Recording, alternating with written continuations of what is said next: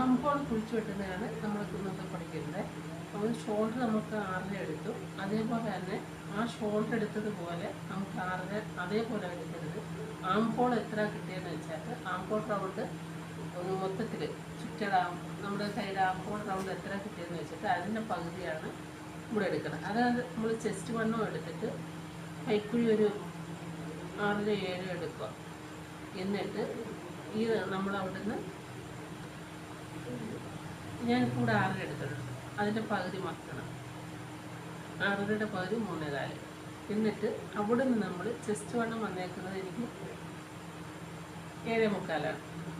അപ്പോൾ ഇവിടെ നിന്ന് നമുക്ക് 15 കിട്ടണം. 15ൻ്റെ പകുതി കിട്ടണം. ഇപ്പോൾ 7.5 കിട്ടുന്നതെന്ന് നോക്കണം. നമ്മൾ ഇവിടുന്ന് ഇങ്ങനെ കുളിച്ച് വെട്ടിയിട്ട ശേഷം 7.5 കിട്ടുന്നതെന്ന് നോക്കണം. നമുക്കവിടെ 7 കിട്ടും.